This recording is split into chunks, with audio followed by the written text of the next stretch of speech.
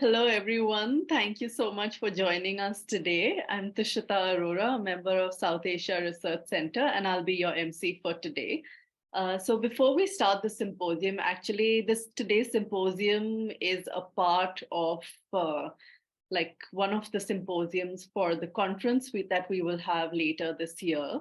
So I'd like to introduce the symposium to you. It's the fourth international conference that we'll be organizing, and it'll be held on 25th and 26th November this year in hybrid mode. So if you would like to join at Soka University, you're welcome to join. And the theme of the conference is Writing Each Other, Mutual Representations of South Asia and Japan in History, Literature, and Philosophy. I have sent the link. I'm going to send the link to the chat box, the conference call and the link of the conference call. So please have a look later on. And today's symposium will be held on the theme, Representation of India in Japanese History.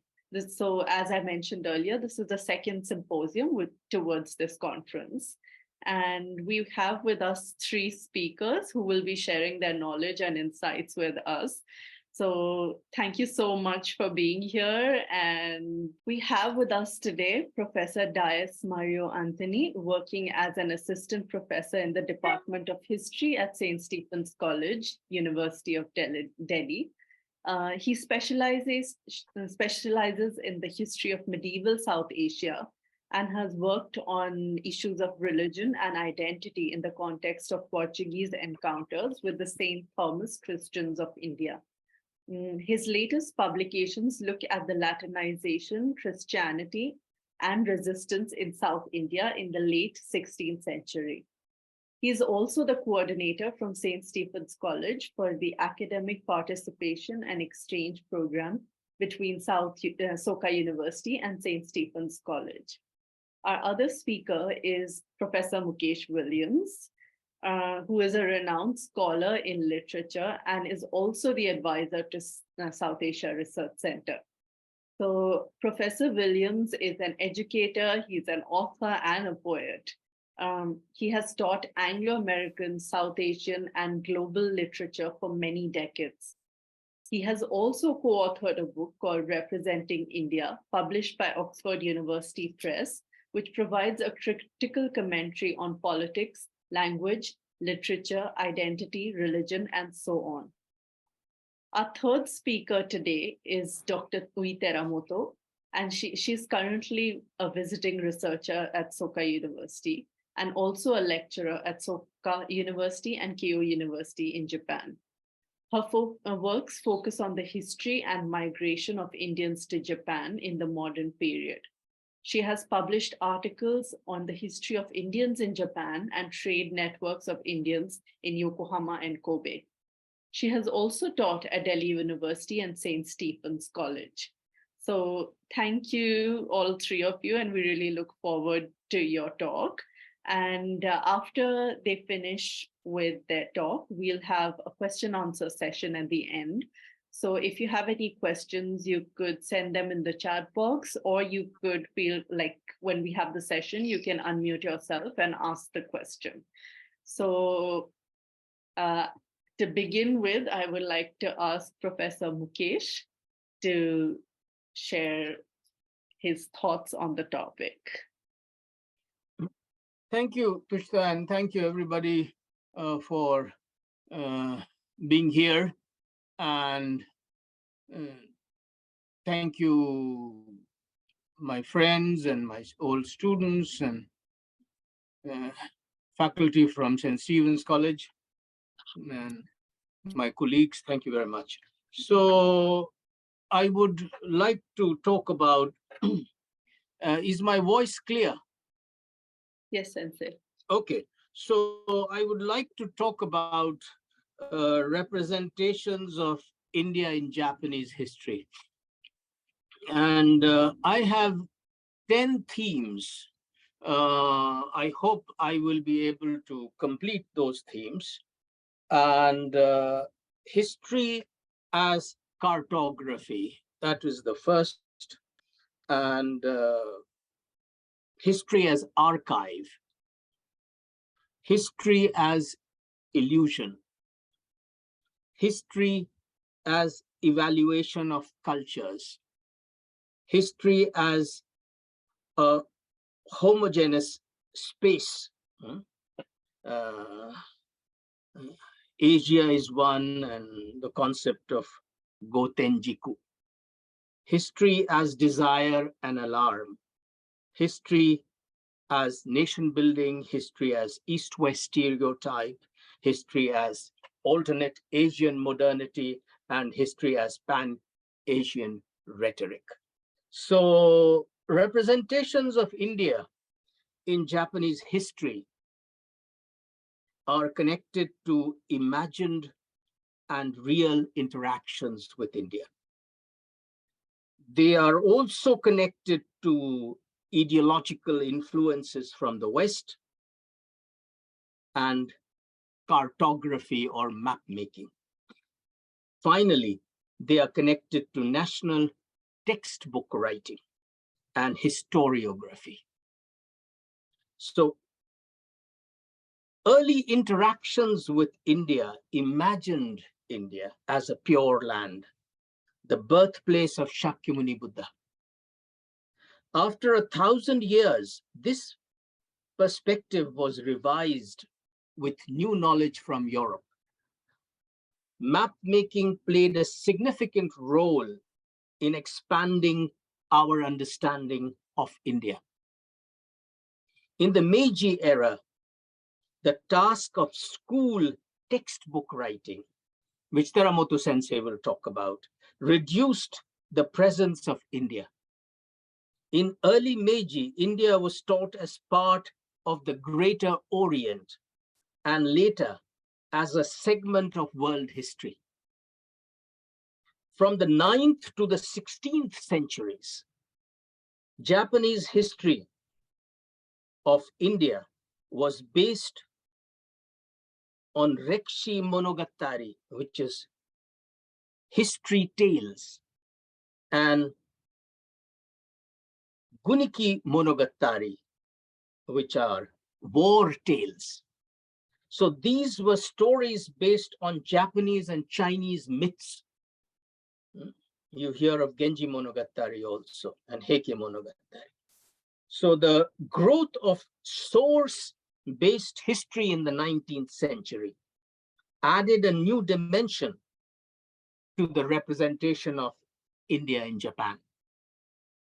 The selection of historical themes and their representation became important in Japan. In Japan, historiography was called Nihon Shigakushi. Nihon Shigakushi. It dealt with methods and hypotheses. So this is the background, and now I talk about history as cartography. So moving from the 3-country worldview to 5-continent worldview. This is an important point.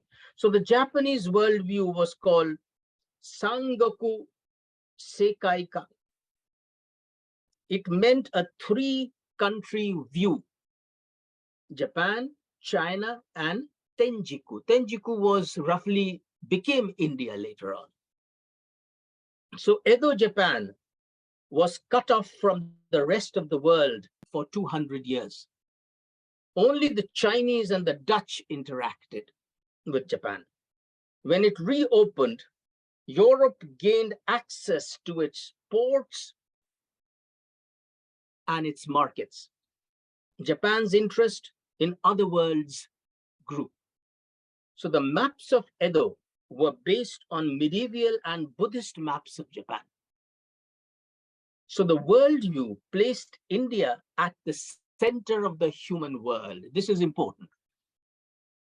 With the growth of Indo-Buddhist trade in the 6th century, more information about Indian dynasties and kingdoms began to emerge. So maps imagined the interaction between India and Japan, creating cosmologies and conceptions of the world. They depended on worldview and civilizational superiority. They created a history of visualizing the globe and centralizing individual perspectives. So early Japanese historians of India were cartographers who dealt with maps. So these maps were world maps representing the multi-dimensional world in a unidimensional form through what is called curve filling spaces. Areas which were not discovered were curved to fill the space to create the globe. India was placed at the center, revealing its inhabitants, flora, and fauna. Any new knowledge that was introduced was boxed inside or outside the map. So as new geographical knowledge was introduced by the Portuguese in the 16th century, the Japanese worldview expanded. It became Godaishu, or 5 continents: Asia, Europe, Africa, America, and Magellanka. This was an unknown southern continent, which was filled up by some space to make it round. We were talking about the Jesuits, and the Jesuits used cartography to chart their missionary work and gather knowledge and assert European claims to new territories. And Jesuit science was quite spatial, so map making became very important. Maps were manuscripts of reports to superiors. So maps helped them in their work. So it revealed a kind of worldview and lived life. So until the 16th century, Japan had an idealized picture of the Tang dynasty in China.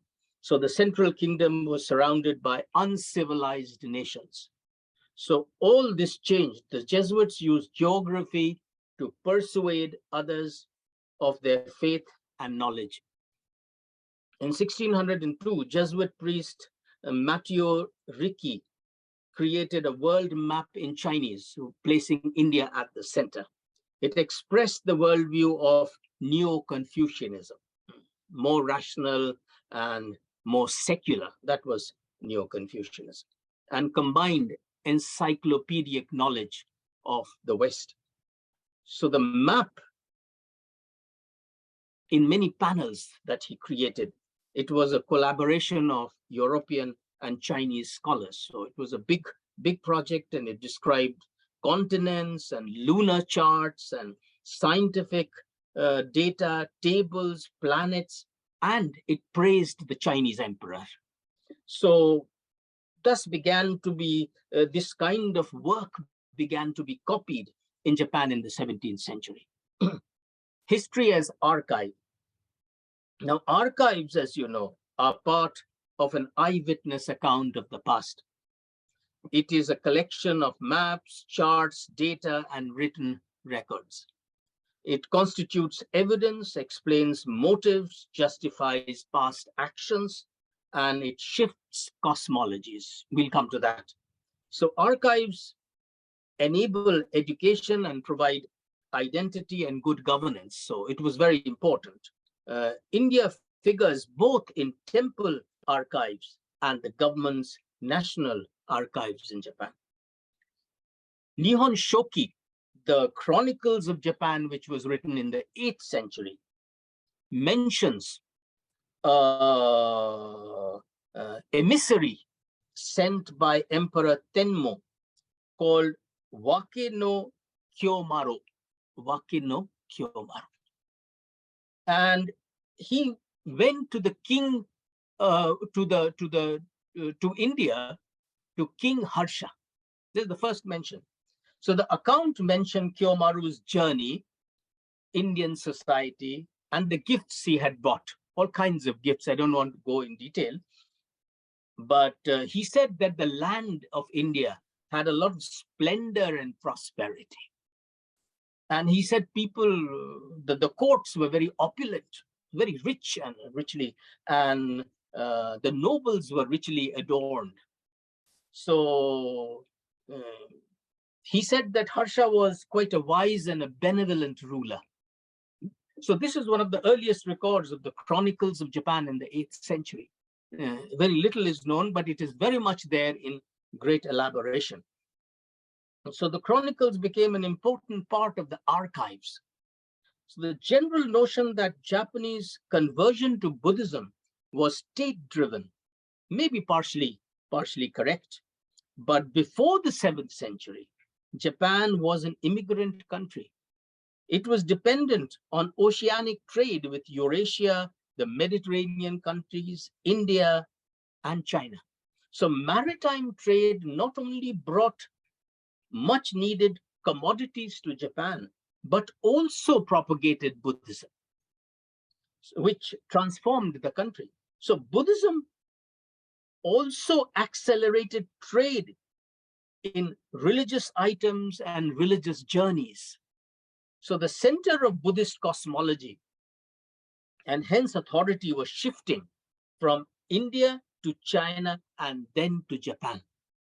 So it was on one such journey that an Indian monk called Bodhisena Bharadwaj came to Japan via China, searching for the reincarnation of Bodhisattva Manjushri, who was a disciple of Shakyamuni Buddha.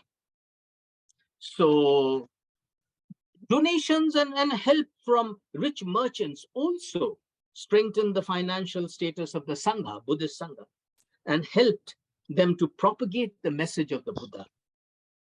So the booming South Sea trade created a Sanskrit cosmopolis in South and Southeast Asia in the first millennium. It was marked by the use of Sanskrit. In Japan, Siddham script before the coming of Devanagari is still used in temples. So the universal language of public inscription was Siddham. And Japan accepted international Buddhism over the native exclusion or native Shintoism, because it was more pragmatic for Emperor Tenno, the emperor, to decenter the Shinto priests who were meddling in politics. So Japan accepted this kind of shift, and Buddhism was easily accepted in Japan because it carried universal values. And that Buddha nature was in everybody, and divisions in society were meaningless. So it was very easy to accept. Nara has all kinds of things, and I've written a lot on this aspect, especially Bodhisena. So there are two surviving Japanese accounts that shed light on the life and works of Bodhisena. The first was by his disciple Shuhei, who wrote a biography under the title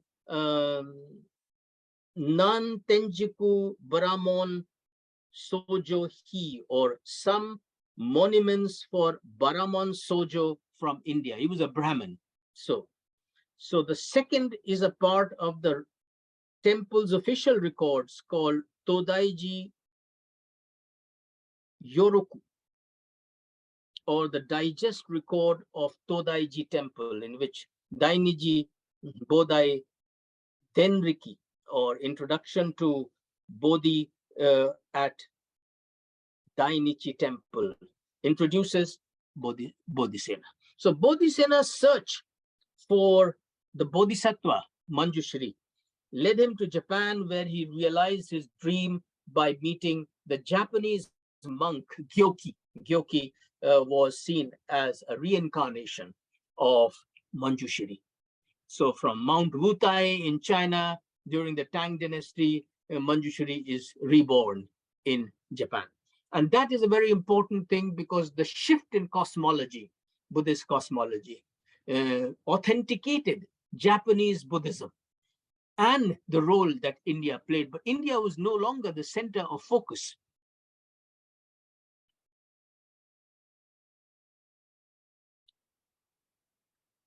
So it introduced Buddhist and Hindu worldviews into Japanese cultural and political life. It enriched civilizational heritage. So though much of Bodhisattva's works have been forgotten, but he brought in Keigon Buddhism in Japan and the worship of Indian deities. 80% of Japanese gods and goddesses come from India. And the practice of tantric rituals, cultural ceremonies, Japanese words. Nearly over 1,000 Japanese words come from Sanskrit. And the presence of Buddhist temples around Japan. So he left an indelible mark on the Japanese way of thinking, imagining deities, and understanding the cosmos. I'll quickly move to history as illusion. So until the 19th century, Japanese writing about Indian history was a manufactured illusion. Japanese historians and cartographers represented India as the center of the world system, or Tenjiku, which constituted Japan, China, and India. Pre-modern Japan had no contact with India. Their information about India came from the Chinese Buddhist canon, Japanese texts, geopolitical maps, and visual representations of Buddhist art. This is a great area to explore. The Buddhist worldview came from Abhidharmakosh, the travel writings of Chinese monk Huinzhang during the 8th century. So the oldest map of Jambudweep would be ancient India, is a large scroll called Go Tenjiku Zu, map of the 5 regions of the Tenjiku in Horyuki Temple in Nara, still there, made by Genjiku Jukai in 1364. So I have that, but difficult to show you here. So it marks the route taken by Huinzhang in red to show. So India dominates the map, showing Japanese yearning for a sacred land and an attempt to decenter China by a not so powerful Japan. That was the political intention. After the publication of after the publication of this map, the Chinese updated their representation of China in 1663 by bringing out a map called General Map of the Ming and all the surrounding countries. So I won't go much in detail, but they were colored maps. Then Shoshin Hotan,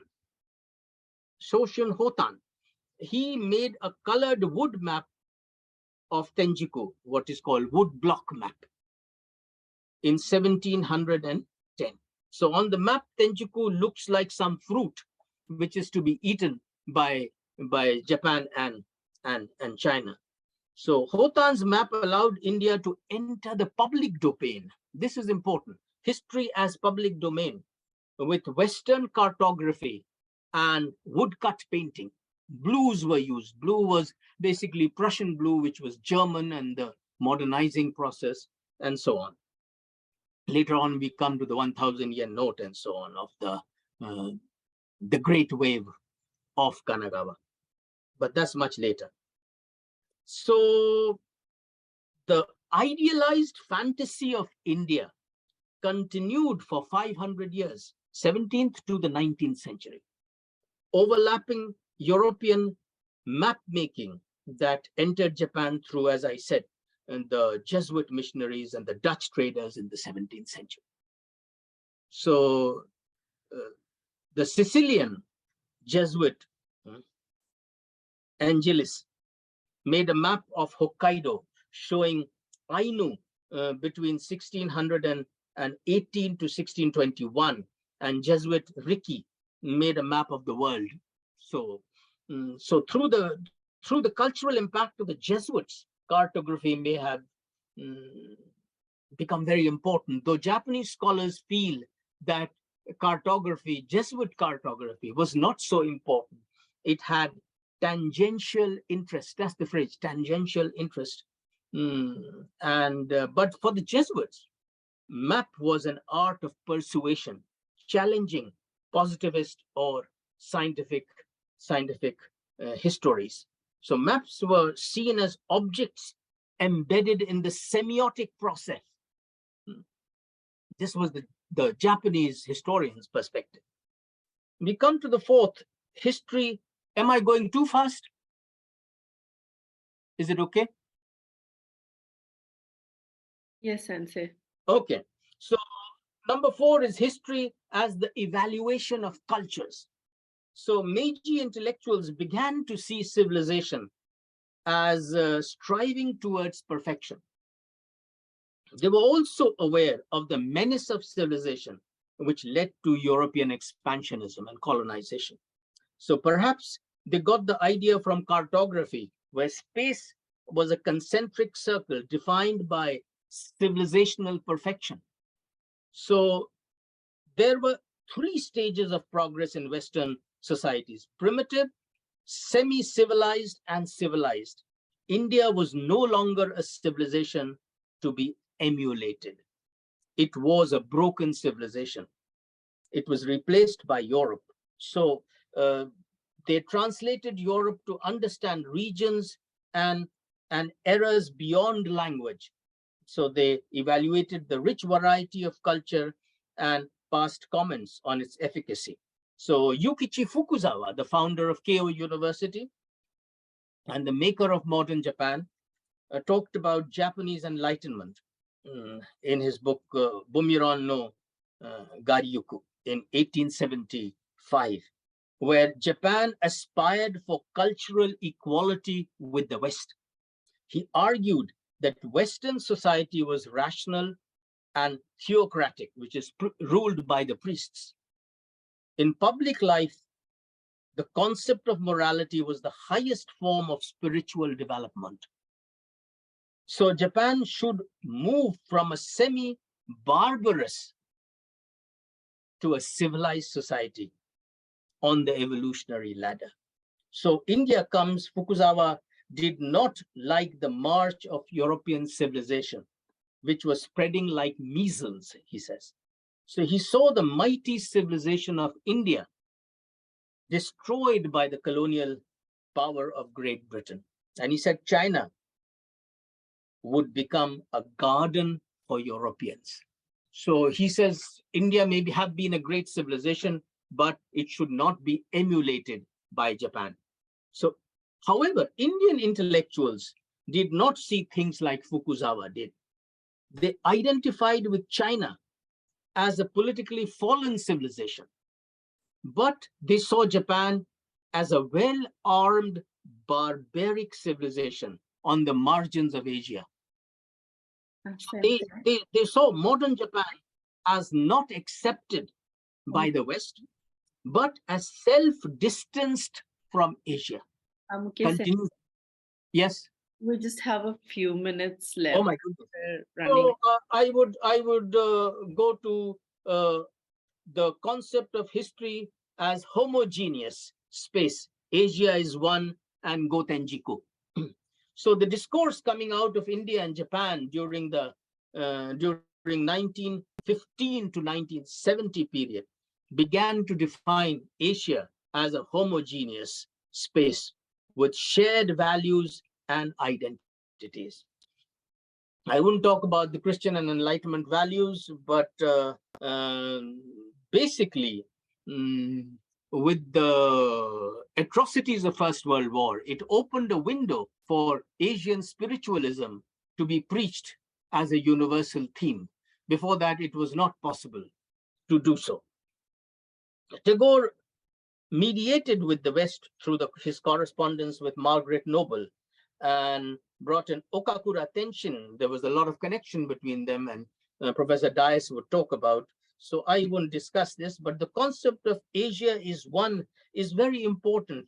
Tension fuses Chinese Confucianism and Indian Vedanta, pulling out the ultimate and the universal principles of life.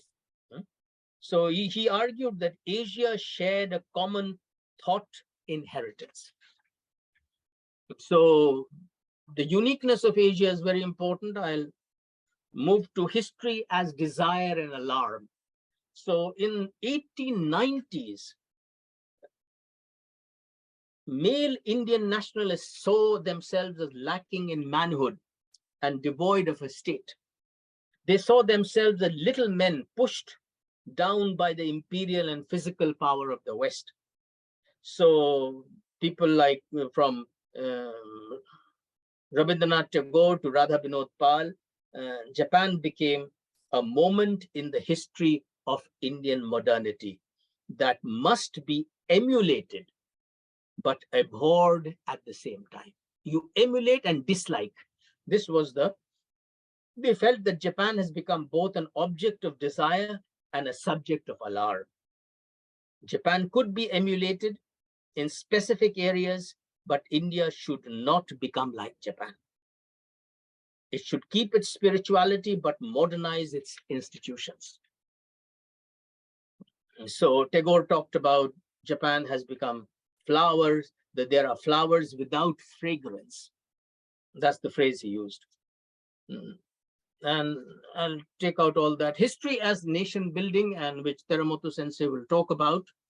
And briefly, India figures very, very briefly in Japanese history, school books, history, high school textbooks.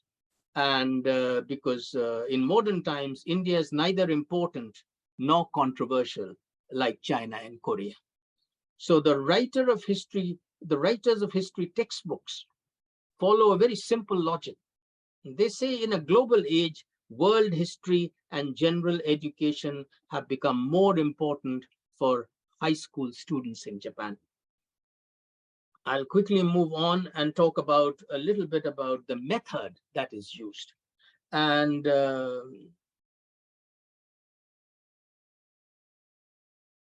basic problem with Japanese history textbooks, they teach what happened in a very specific year, while Japanese history textbooks, they talk about very specific things.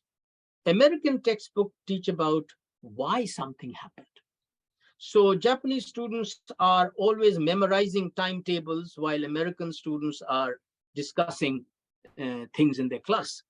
So the pictures in Japanese textbooks are very good, and they help students to connect emotionally with what happened. Two more ideas very quickly. History as East-West stereotype. So the World Parliament of Religions, which was held in Chicago in 1893, became a great global venue for expounding East-West stereotype.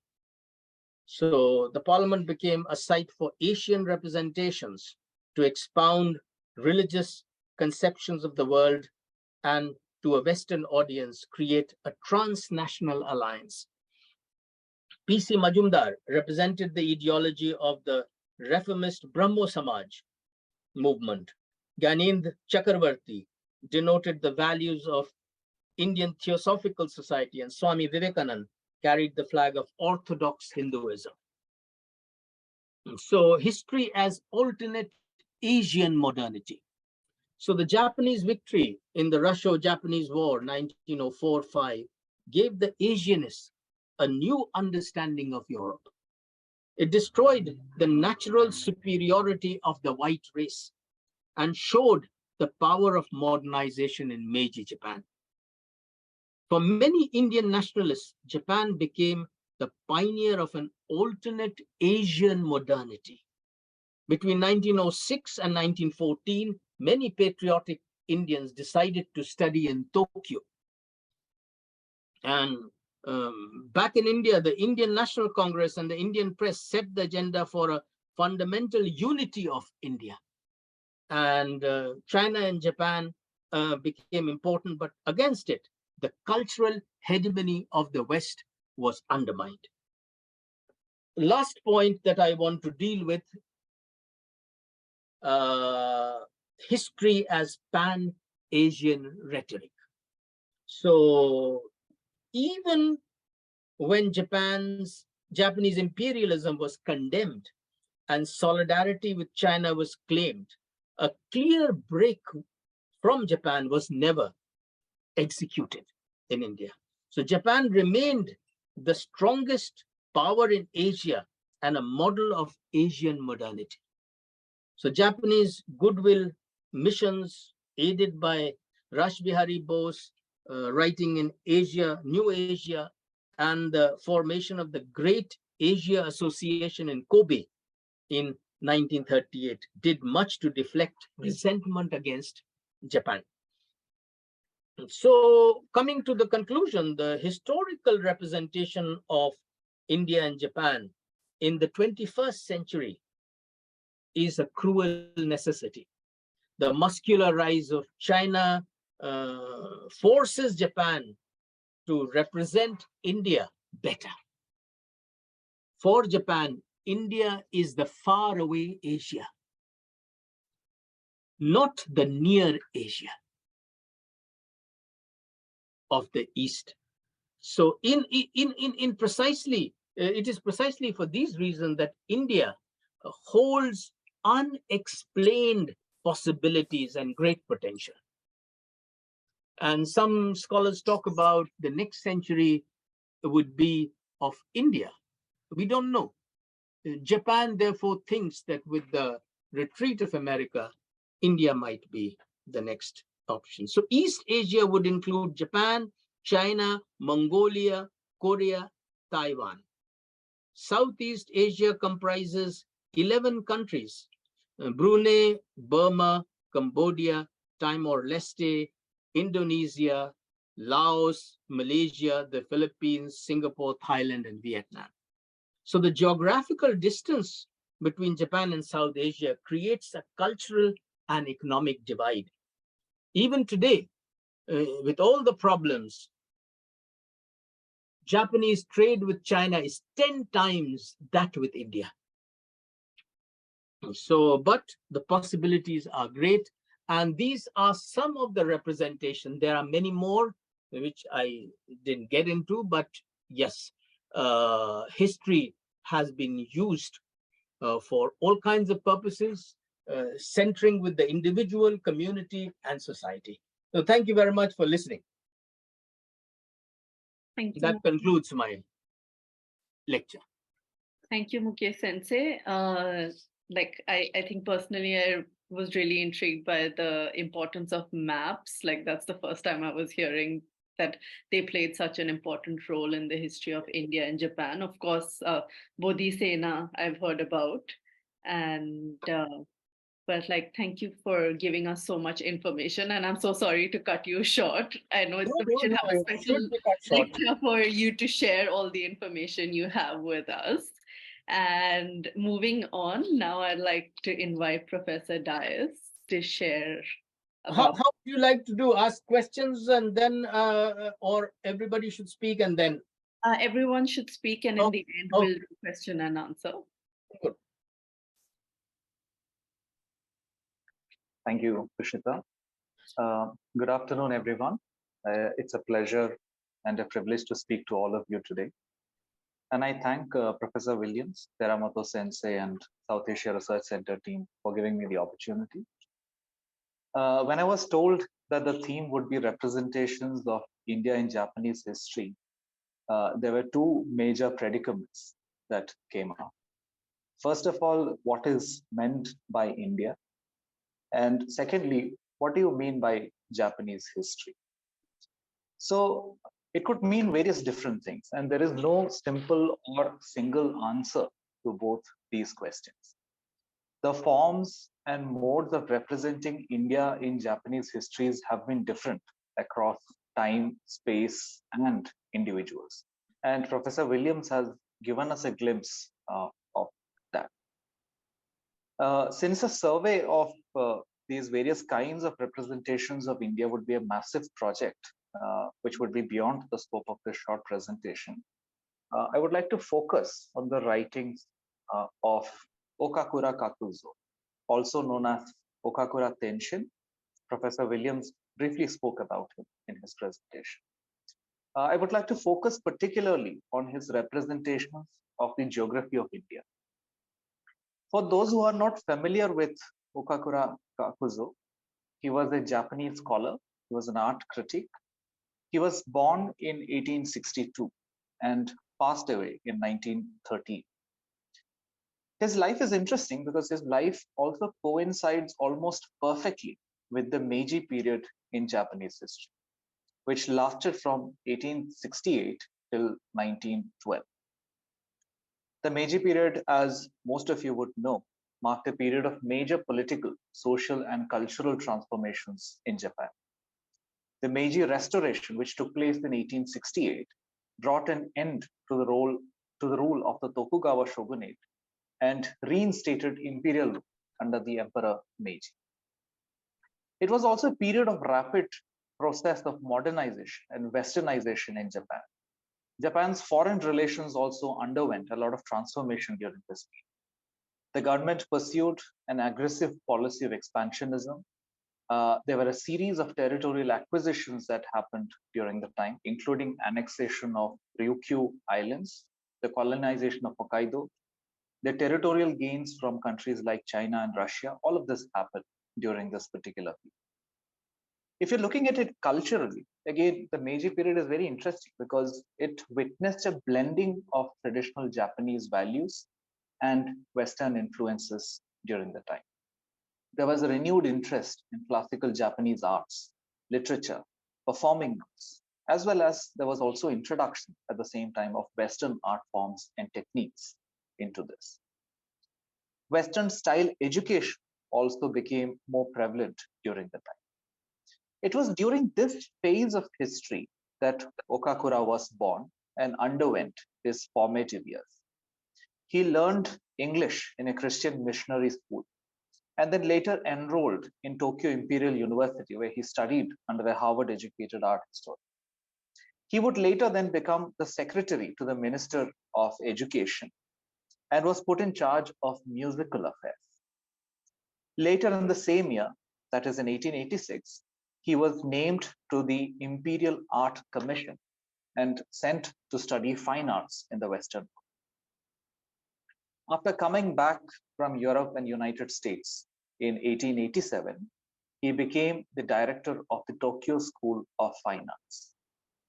10 years later, when it was clear that European methods were to be given increasing prominence in school curriculum, he resigned his directorship and came out. Okakura was, beyond these positions, a very high-profile urbanite, and he had a very international sense of self. He wrote all his main works in English. He traveled extensively across Europe, United States, China, and India. And India is of particular importance and of interest to us because he engaged in extensive dialogue with Swami Vivekananda and Rabindranath Tagore while he was in India. After his sojourn in India, he would go to Boston, where he would become the curator of the Department of Japanese and Chinese Art in 1910. He published 4 major works in English. The first one came out in 1903, and it was called The Ideals of the East, with special reference to the art of Japan. 1 year later, he came out with a book called The Awakening of Japan in 1904. And perhaps his most famous work, the Book of Theme, A Japanese Harmony of Art, Culture, and Simple Life, was published in 1906. Another one of his work, The Awakening of the East, which was written between the first 2 works that we talked about, The Ideals of the East and The Awakening of Japan, was published much later in 1938. I will mainly be focusing on these English works today, especially the first 3 that we talked about. What is interesting is to note that Okakura's writings mostly happened in the historical and geographical space of India in the beginning of the 20th century. For instance, the introduction to the ideals of the East was written by Margaret Elizabeth Noble, or better known as Sister Nivedita of the Ramakrishna Mission.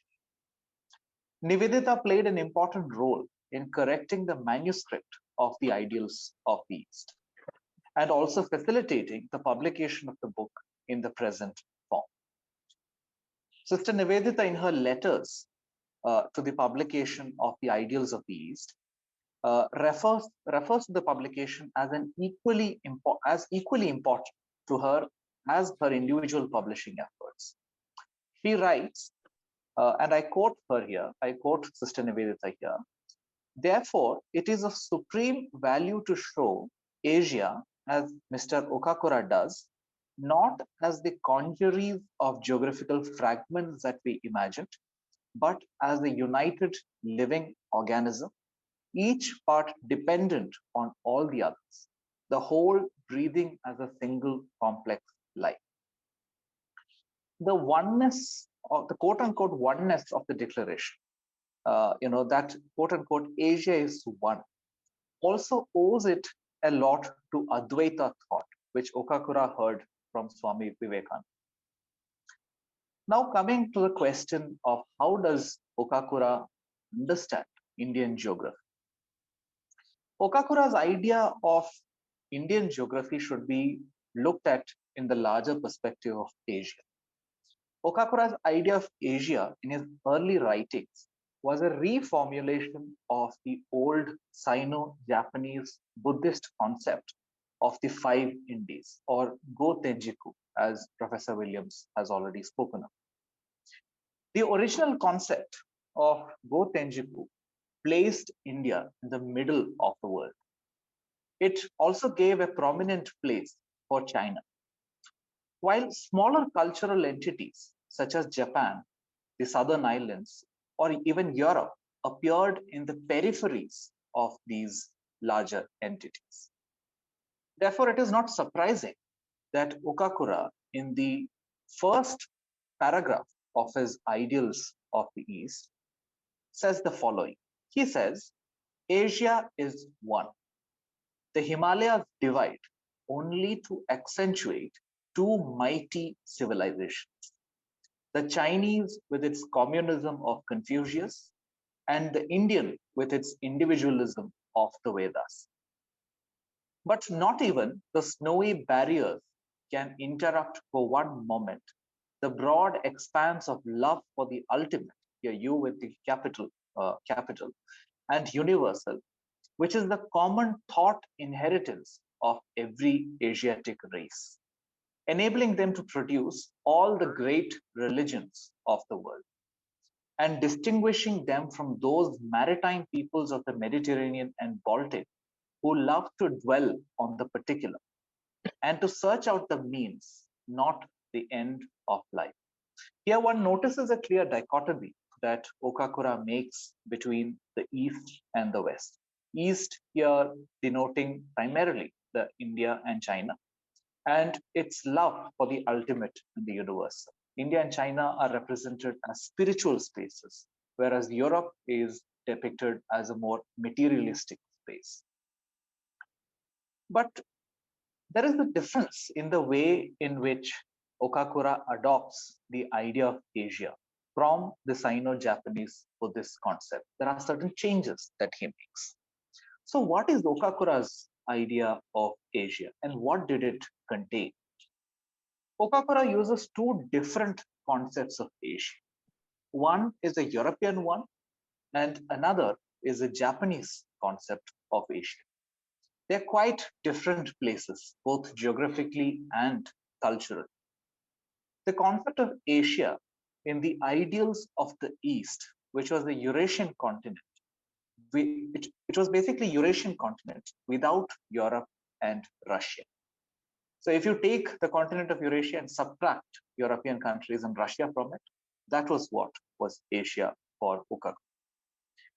The constitutive elements of Asia were there, but not countries, but they were races. This was also a European understanding of Asia. But Okakura's Asia was not just a European understanding. He also embossed another traditional understanding of Asia on top of this European understanding. And this understanding of Okakura was composed of various circles of decreasing levels of importance. When Professor Williams talked about cartography, he talked about these diminishing circles of importance. Graded circles were typically a Chinese geographic concept. But during the Tokugawa period, these concepts became internalized in Japan in the way that in Japanese geographic rhetoric, Japan replaced China as the center of the world. Also, Okakura's gravitational center, therefore, was also situated in Japan. He argued throughout as a representative of the Japanese race. Here again, we must remember that Asia was seen as the abode of various different races. So therefore, the Japanese were also considered as a representative race. But he is, however, not so sure about the racial origins of the Japanese. He says that they probably had Indo-Tartaric blood. They could also be remnants of Akkadians, Turkish hordes, Aryans. But he says Japan could racially represent all the best that could be found in the Asian continent. So in a way, he's also making an argument that the Japanese were perhaps more Asian than any other, except perhaps for the Koreans, who Okakura tended to count together with the Japanese. So Japan thus acted as a living museum of Asiatic civilization. It had the pre-Buddhist rites of Shintoism. It had ancient Buddhist practices from India. It had traces of Chinese civilizational culture from various different dynasties which were preserved in it. So therefore, Japan was seen as a museum where the entire historic cultural wealth of Asia was concentrated in a pure form. So even though Okakura argued that Japan was the most Asiatic of Asian countries, he was also very proud of Japan's rapid rise as a modern power. And this is very symptomatic of the ideas of the Meiji period, where one foot is firmly planted in tradition, and then you have another foot which is planted in ideas of Western modernity. So there is naturally entailed, there was a deep reaching Europeanization of all levels of Japanese society that was present at the time. And in fact, Okakura himself is a prime example of the new cosmopolitanism that was present in Meiji Japan. So there was military development, there was military strengthening, economic development, there was the rise of international prestige, and Japan was seen as the nation that remained faithful and true to the Asiatic soul, but at the same time rose to the high rank in the European world. But these are not necessarily separate arguments in Okakura's work. Okakura argues that the fact that Japan remained rooted in its tradition is what helped Japan modernize. So Japanese art forms and modern textile factories were therefore not, therefore things which could exist together without any discrepancy. In the next circle that we talk about, first of all, of course, Japan becomes the center. And in the next circle of Asia, of course, lies the Chinese and Indian civilizations, the two great intellectual and artistic poles of Asia, as far as Okakura was concerned. So the basic antagonistic relationship that we see in the book, or the basic dichotomy that we see in Ideals of the East, was between Europe and Asia. Europe was different. It represented a predatory, a maritime culture which bred on the shores of inland seas. We see it's kind of a dichotomy or dualism between European individualism and Asiatic despotic collectivism in European writings of the time. But Okakura does not agree with this. But Okakura does not agree that Asian despot, you only observe Asian collective despotism in the East. He places a lot of value on individualism. And he says that Asia was actually more individualistic than communistic. And he says that in northern Chinese Confucianism and in Indian civilization, all the way from Vedas to Buddhism, he says individualism was the predominant idea that was there. In fact, he sees individualism as something which is which went as a gift from India to Europe. Okakura has very little to say about the rest of Asia, the third circle that we're talking when we're looking at diminishing, circles of diminishing importance. The third circle that he talks about, in fact, he has very little to talk about it, and this mainly concerned Islam. And Okakura says that Islam was Okakura has a very interesting description of Islam, where he says that it was Confucianism on a horseback, sword in hand. He never explains what it means. It does not actually mean anything except that there is a connection that is made between Islam and Confucianism. And therefore, Islam too, therefore, is inside his idea of Asiatic unity, although it is within the third circle that he is talking about, the outer circle. So the third circle of Asia is very thinly attached. The Islam and Mongols and all that represented the non-Indic, non-Chinese, and non-Japanese aspects formed the third circle as far as Okakura was concerned. By the time Okakura writes The Awakening of Japan in 1904, there is a shift in this idea. There is a shift in this imagination.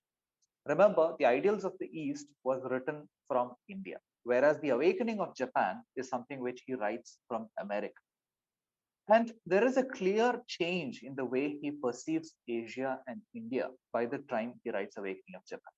Now, the dichotomy is not between Asia and Europe, but the dichotomy is between the ideas of civilization and barbarity. This was the notion that was used by Europeans, but more importantly, this was also an idea that was used in Chinese cosmography. Chinese, of course, represented civilizations in countries around various levels of barbarity. Even though India was far away from China, and even though it did not adopt Chinese culture, India did not definitely belong to the barbarian sphere. Instead, India was recognized as an independent center of culture, which was circled by its own sphere of barbarity. Okakura adopted a very similar geographic framework in The Awakening of Japan. Namely, that the world was composed of various cultural centers which were wide apart, but links among themselves, but surrounded by various seas of barbarity. So the concept of civilization and barbarity completely changes Okakura's idea that he propounded in the first book. Because who are the barbarians in The Awakening of Japan? In this book, the barbarians were the Huns, they were the Scythians, they were the Mongols, and most importantly, these are the Mongols who professed the quote-unquote the Arabian faith, as well as the other adherents to the faith, namely the Ottomans and the Saracens. So the fall of Asia from the highest levels of civilization now came to be attributed to the Mongol conquest of both China and India. And the disunity of Asia was now seen as resulting from this same subjection. The same elements, Islam as a religion and the Mongolian as a race, which in the previous book formed the outer circles of Okakura's conception of Asia, was now completely outside the realm of Asia. It was no longer present, the idea of Asia. They were described as nomadic invaders. They were aliens, foreign, despotic elements who came from outside to conquer Asia. And there was little sympathy between Asians and Mongolian invaders in this idea. And Islam became a barrier that was mightier than the Himalayas that he mentions in the first paragraph of his, the ideals of the East between Indian and Chinese unity.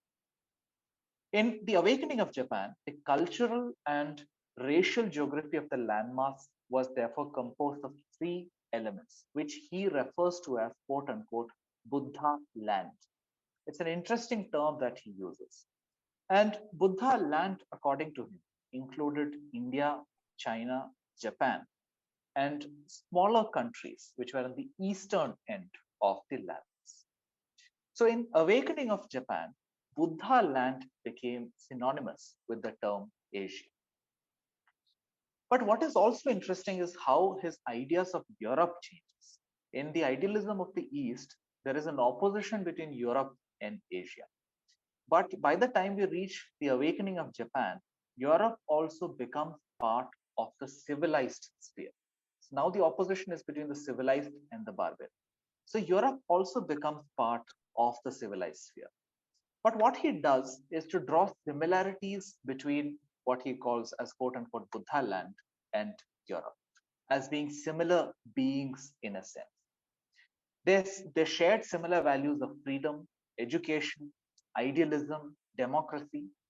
But it is important to note here that Okakura, forms always presents Buddha land as older than Europe. Buddha land is represented as the basis of civilization, and Europe is portrayed as a younger civilization that that learns from Buddha land. So Europe is thus adopted into a Chinese spatial structure as an equal, though a younger member. So Europe is sort of invited as part of the civilized sphere, but is a younger member to the civilized sphere. So therefore, what we see in the there is always this question that comes up: what precipitated this change in this idea? What makes Okakura rethink conceptions of Indian geography and the geography of Asia? Well, one thing which we can definitely say is that the place where he wrote these works from definitely must have played a role. As far as India was, when he wrote the ideals of the East, he could not ignore he could not ignore Islam, because Islam was very much entrenched and part of Indian society. So there was no way of ignoring Islam as part of the Asiatic circle. So it becomes the third sphere that he talks about. But by the time he writes The Awakening of Japan, he is already in America. He is more familiar with European culture. He is constantly interacting with it. But he has also moved away from India by this time. So that is perhaps what could have precipitated his change in the idea of how how India was represented. By the time the Book of Tea was published in 1906, and this was published from London and from New York, Okakura, and this is perhaps the most loved book of Okakura in the West. It was about Eastern culture. It was about aesthetics of tea equipment, flower arrangement, characters of tea masters, the deeper philosophy of tea. And this talked a lot about Zen Buddhism. Buddhism was important, but it was mainly in its Chinese and Japanese forms that it was represented. Taoism was also an important philosophy that became part of the Book of Tea. So India proper was not a really big part of the Book of Tea. So what we see is how I started with the idea of how the question of representation of India in Japanese history is a challenging question. The theme itself needs to be problematized, because the question is, what India are we talking? Are we talking about just the land of Buddha? Are we talking about the modern nation state of India? Are we talking about just the northern landscape of India? How was India imagined across different time and across by different Japanese individuals? Also, when we say Japanese history, that also brings up questions. Are we talking about histories of Japan written by Japanese, or are we talking about histories that talk about Japanese people? So all of these questions, of course, it also becomes much more problematized, because when we look at a person like Okakura, we're looking at an individual who is writing in a limited span of time. Even when we look at from his first publication to the third publication, within a span of three to 4 years, there are different ideas of India that emerge from the writings of this one single author. So the answer is that there is no single representation of a single and a simple answer to the question of representation of India in Japan is not possible. It is multifaceted. It is not. It is not a monolithic representation that we can see. So that brings me to the end of my presentation. Thank you. Thank you, Professor Dias.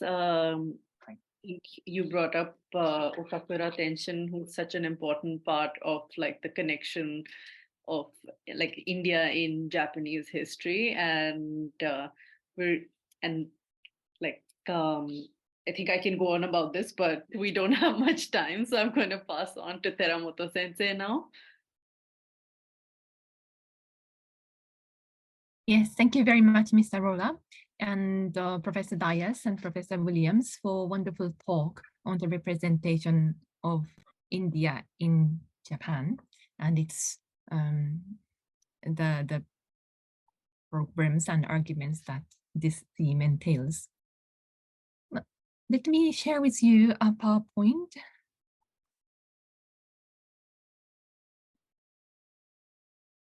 So first of all, thank you very much for those who are here today. And as Mr. Arora mentioned at the beginning of this symposium, this is an opportunity for us to discuss on this theme, which will be further discussed in the coming international conference in November. So today, my focus is to, of course, to share with you the representation of India in Japanese history textbooks, but also to encourage you to join this discussion at the conference. So hopefully I would be able to do so through my presentation today. I would like to aim for 15 minutes for this presentation. And as you can see, my presentation theme today is about Japanese history textbooks, how India has been represented, particularly focusing on the period Ari Meiji. My objective today is to argue that the description of India in the historical accounts of the Ari Meiji period included the Buddhist worldview and emphasized the reality of modern Western imperialism. So I will begin. I will begin from a bit of the background. As Professor Dias had mentioned, Meiji period was an important era in Japanese history in the sense that Japan went through drastic change from the feudal system to the modern system. And the change was initiated centrally organized authority by the centrally organized authority. So whether it was legal system, political system, educational system, or culture, it was centralized as well as drastic change that was brought in, more than we could imagine today. So during this process, after 1868, after the Meiji Restoration, this new Meiji government started to unite the language into one Japanese language. And based on this new language, it tried to import new education system. There were difficulties in importing Western modern education. And Japan could start this modern education from 1870s onwards. When we look at the history of when we look at the world history, written in Japan, we could divide the period into 3 based on its features. These divisions were extensively discussed already by Professor Okazaki and other scholars, so I wouldn't go much in detail, but we could say that the first period was the period of universal history. Literally, well, it is not a literary translation, but it's called Bankokushi in Japanese, which means tens of thousands of countries' history, which is different from universal history. So please keep that in mind. But my point here is that this universal history was written during Meiji 5 to Meiji 35, that is from 1872 to 1902. The second period is to do with the separation of 3 subjects in history. By that I mean history were divided into 3 sections: national history of Japan, Oriental history, and Western history. So this kind of frameworks continued from roughly 1902 to 1931. And the third period is the period when the subject of world history was established in 1930s till, well, excuse me, 1949, that is after the World War II. And to the present date, we follow this category, world history, within which India is written and described. So the act of writing history, the act of writing historical textbooks was one of the new and important initiatives of modern Japan. If you could recall the history of Japan from the pre-modern to modern, Japan had adopted a policy of national seclusion, and during the Edo period, education was based on a feudal system, which means education for children was based on social class, based on their status. So samurai or warriors went to Hanko. Hanko means the schools for samurais, and studied Chinese textbooks and management, whereas farmers did go to terakoya schools for basic reading and writing. Merchants' children would go to the terakoya for calculation, learning calculation, and so on. So the education was not unified. Therefore, there was no unified textbooks written in the pre-modern times of Japan. But here comes the Meiji government, which intended to create a new Japanese textbooks,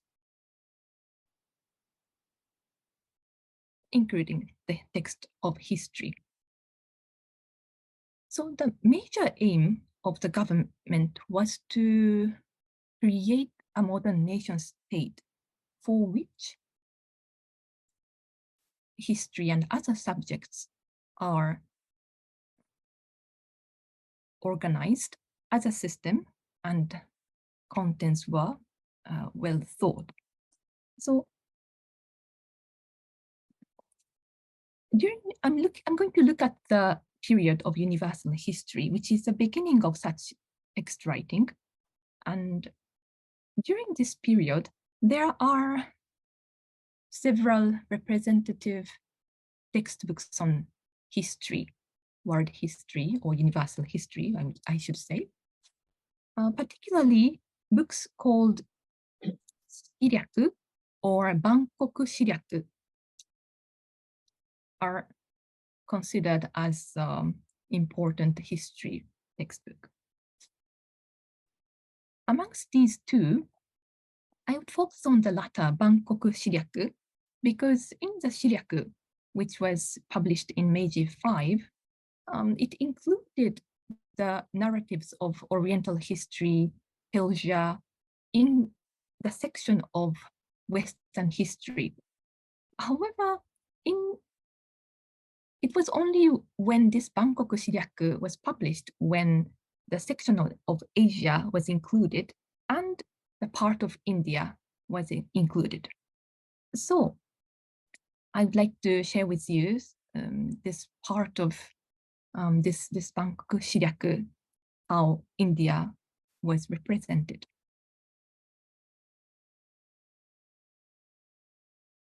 This Bangkok Shiryaku was published in 1874, and it is composed of two main volumes. Each one has about 65 pages, and there are additional 11 volumes to explain the details of world history. But this is a version for teachers, would-be teachers.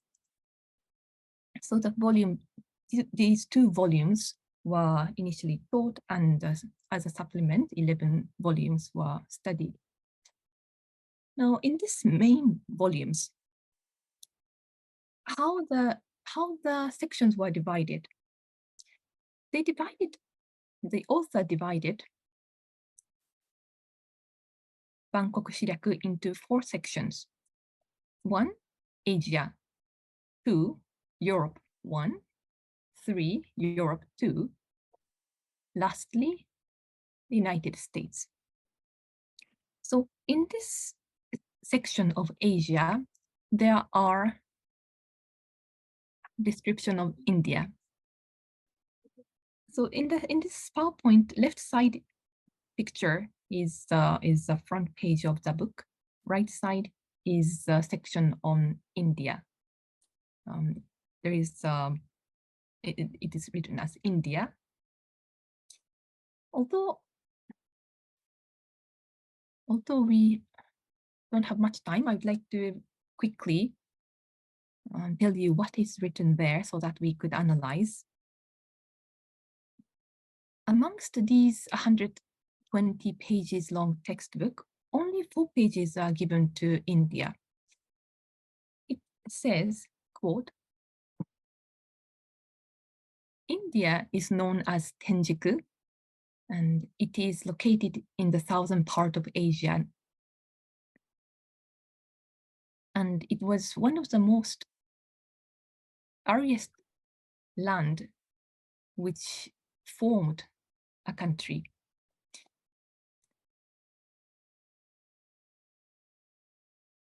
It was first established some 5,000 years ago.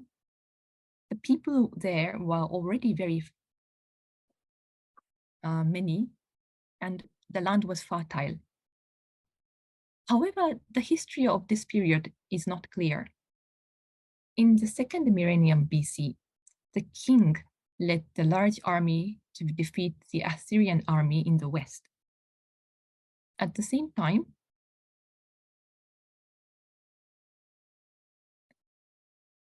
people believed in what is called Brahmanism today. Later, the Buddha first appeared and practiced Buddhism, and it was spread to Ceylon. This was 3,000 years ago. It continues, quote, in 330 BC,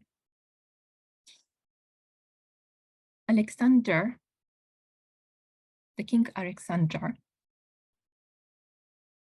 of Greece, conquered India. At this time, India was divided into many smaller countries. In the 600s,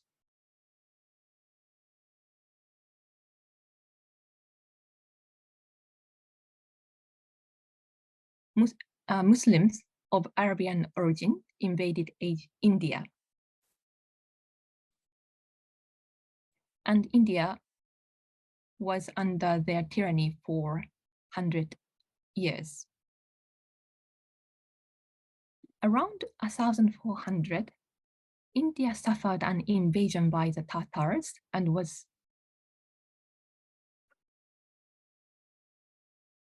in 1525, Babur came to India, conquered, and placed a capital in Delhi to establish the great Mughal Empire.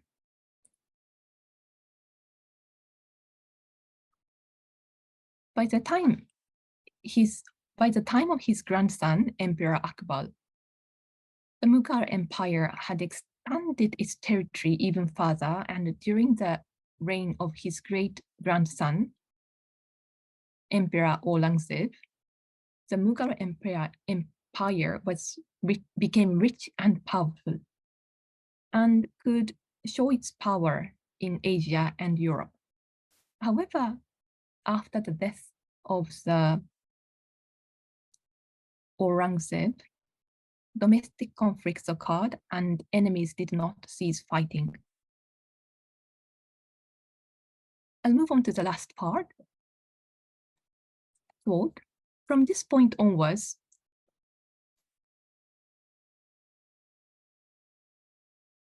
Westerners came in for trade and business.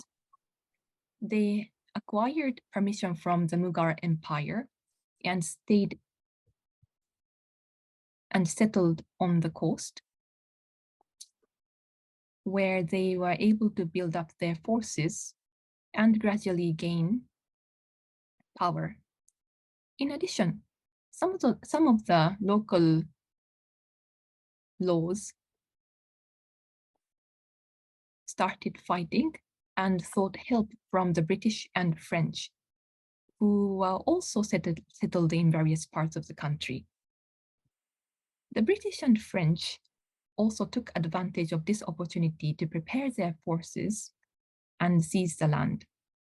Eventually, they have destroyed Mughals and allowed Maratha kings to rise, and then fought against the Marathas. Finally, after defeating Marathas,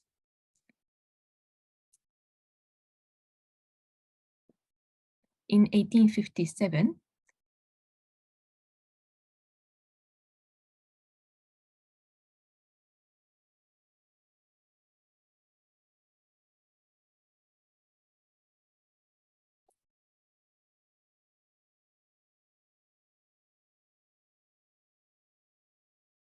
the natives planned to raise an army to recover the land, but it was at the end conquered by the British.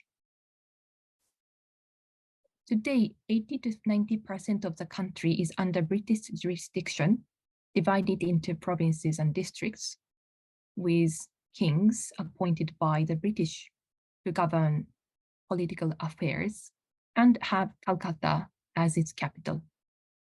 So this is a very brief page description on India, and then after that, the history book moves on to Persia. Now, having read this, what do we see? The first point, when we look at the structure of this historical narratives, it is possible to say that this style of writing history is more or less the copy of the structure of Orientalist narratives written in the early to middle 19th century. I believe many of you are familiar with this description by the Orientalists on India, but the structure is usually divided into 3 sections when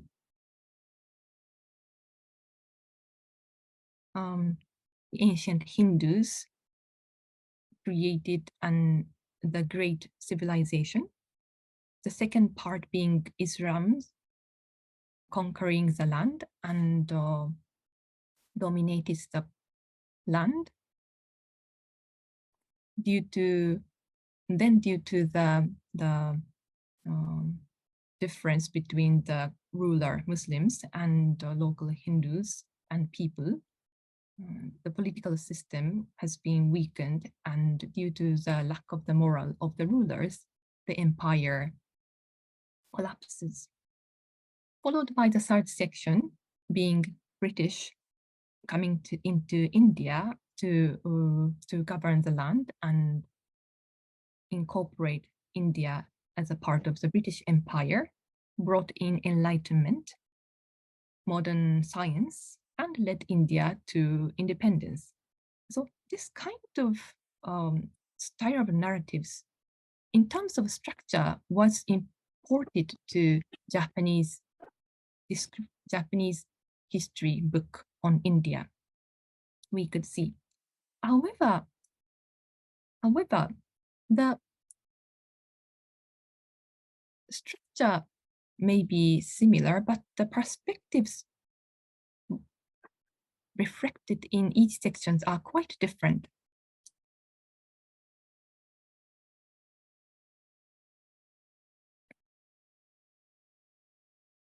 Particularly, I could point out the several things. Firstly, in this description, it is possible to say that Buddhism is given importance. That's number one. The second is that although in this description, the author expresses the expansion of Islam power as being brutal, it does not, however, emphasizes the low moral of the ruler, or, for example, the intolerance of Aurangzeb, which is often depicted in the Orientalist history. Number three is that you could see there is a certain emphasis on the current then aspects of expansion of imperialism of the Britain. And that part has given the more importance than anything else. So this kind of emphasis on Buddhism is very unique, I would say, considering the situation of Japan in 1870s and 80s, when Japan tried to create a nation state politically, and the Buddhism was given less importance. To summarize, the religion, there was no, well, during the Edo period, Confucianism, Buddhism, and Shintoism were major faiths, but they were not considered as religion. And in the 1870s and 80s, there had been debate and discussion that from each groups, that which faith can be religion or not, can gain official recognition or not. And as a result, Confucianism was placed as an academic theory. Buddhism was more to do with a religion which came from abroad and was criticized by the nationalists. And Shintoism, as a result, which was not unified religious system during this time, became the religion with the recognition by the government. But the point is, looking at this situation, no single religion was taken up as a national religion as such. So religion was not the unifier of nation. But Japan used emperor placed emperor as the symbol of the nation and included Shintoism in it, as you would know. So my point here is that considering such situation in this period, Buddhism was not such important element. However, it is reflected in the text. So we could say that it is not because of the political intention to build a nation, but rather this description was to do with commonly shared images of India from the latter Edo period to early Meiji period, particularly shared by travelers, monks, and intellectuals who's written on India in the form of travelogues. So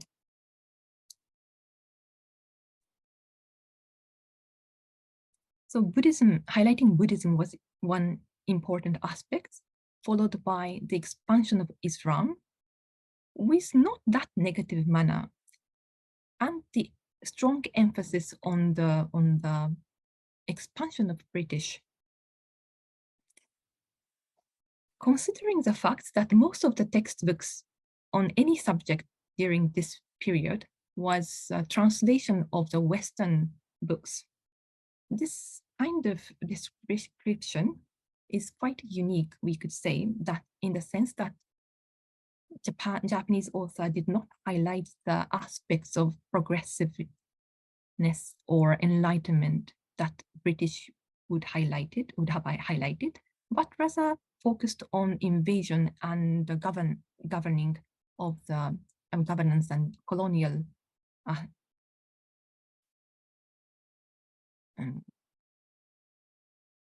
aspects. So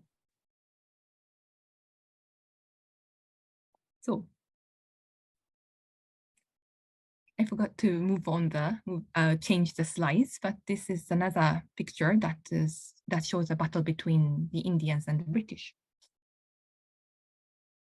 To conclude, I would say in the early period of Meiji, the description of India included both Buddhist worldview that Japanese had as a kind of common sense then, as well as the imperialism of the modern period.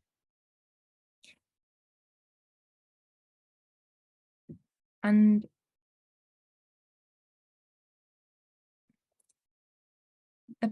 this Bangkok Shiryaku, which I was talking about today, was published at this time,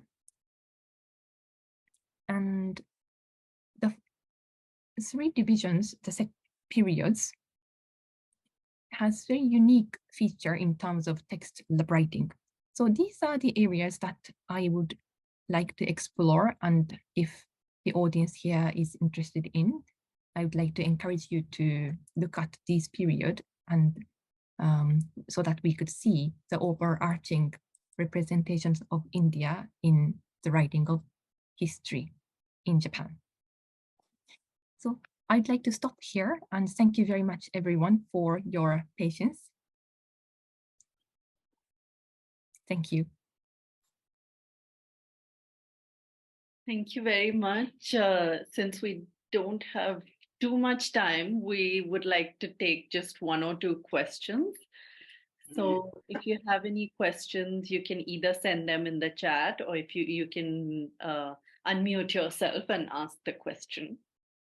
Or any comments are also welcome.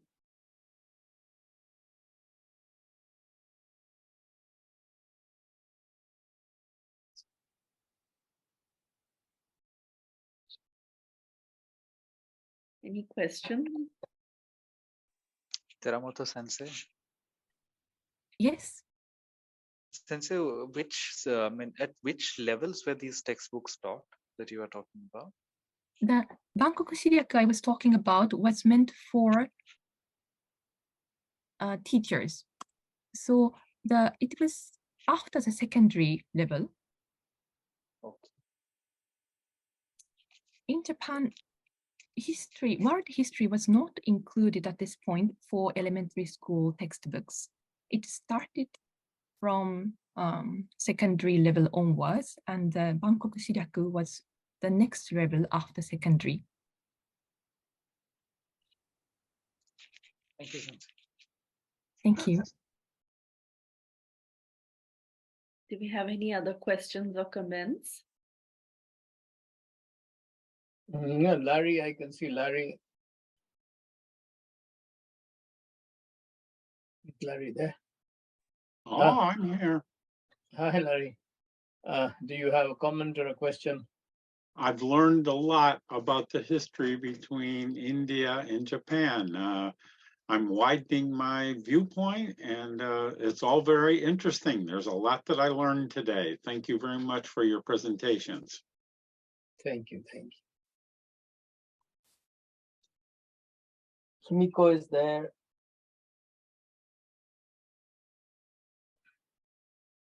Who else? Hello, Kimiko.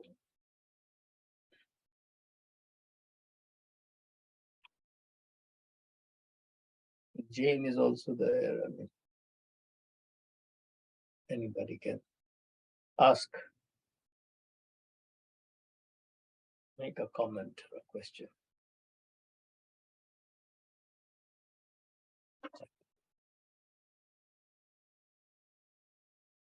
Satumi, do you have a comment? Yeah. Sorry, very interesting topic today.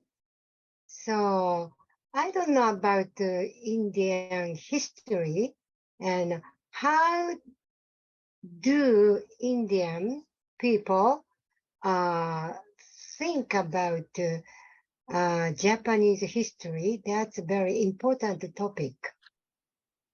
So I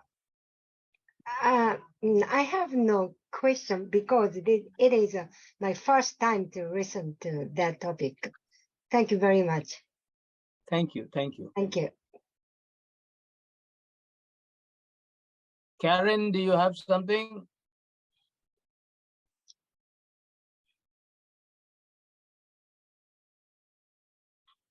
I don't think we can hear her. Karen, unmute yourself.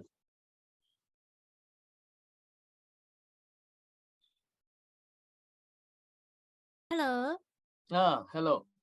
Hello. Thank you for wonderful presentations for us. I have a comment. Yeah, the Asian connection is very deep, but the history is very also long. So I didn't know about that.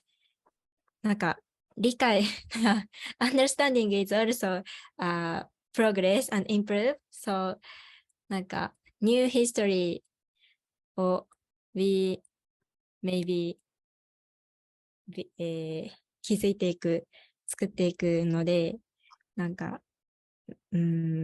もっと理解が深まるといいなととても感じました。すいません、Japanese story. Thank you very much. Thank you. Thank you. Hey, hello everyone.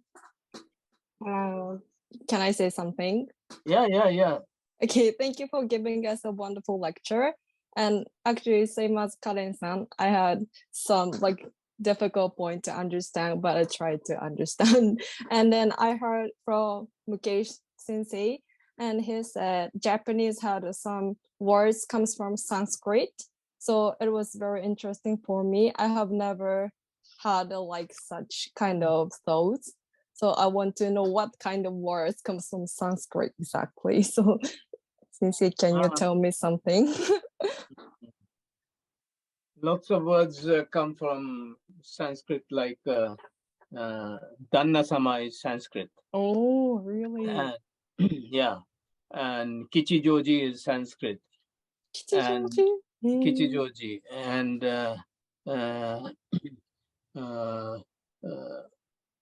what is that? You make the eyes on a wooden doll. Daruma. Daruma is Bodhisena. and because he has a beard and a mustache. And what else? Sotoba Gion, or mandala. Gion. Gion, Yeah. yes. So many words are Sanskrit.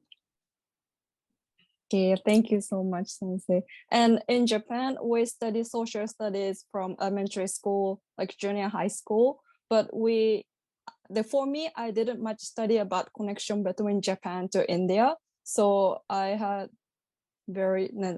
feel like very bit weird because I haven't learned anything about deep connection between Japan to India. So today I had a very opportunity to understanding like connection between Japan and India. So thank you so much, three professors.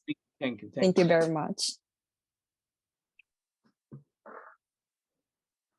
Thank you. So we're out of time, and I would like to thank all of you for coming today. Thank you. Thank you Thank very you much. so much. Yeah, guys, Thank you. thank you. Teramoto Thank you, Sensei, everyone. arigato, and Thank you so Thank you very much, much. Sensei. thank you, and everybody.